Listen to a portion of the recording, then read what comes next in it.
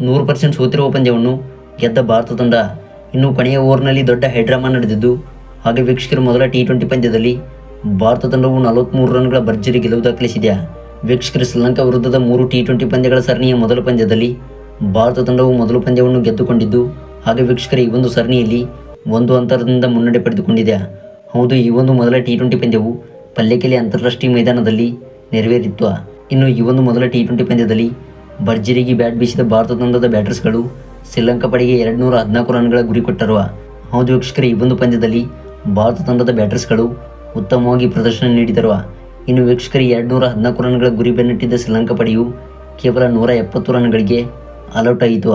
ವೀಕ್ಷಕರೇ, ಇದರ ಮೂಲಕ ಭಾರತ ತಂಡವು 43 ರನ್ಗಳ ಗೆಲುವು ಸಾಧಿಸಿದ್ದು, ಹಾಗೆ ವೀಕ್ಷಕರೇ ಈ ಒಂದು ಸರಣಿಯಲ್ಲಿ 1 ಅಂತರದಿಂದ ಮುನ್ನಡೆ ಪಡೆದುಕೊಂಡಿದೆ.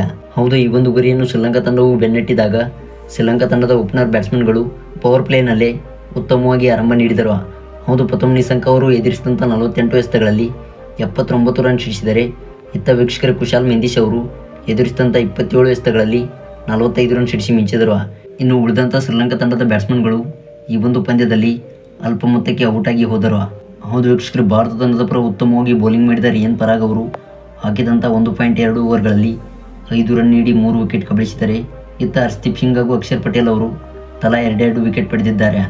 ಹಾಗೆ ಮೊಹಮ್ಮದ್ ಸಿರಾಜ್ ಮತ್ತು ರವಿ ಬಿಷ್ಣೋಯ್ ಅವರು ಈ ಒಂದು ಪಂದ್ಯದಲ್ಲಿ ತಲಾ 1 ವಿಕೆಟ್ ಪಡೆದು ಮಿಂಚಿದ್ದಾರೆ.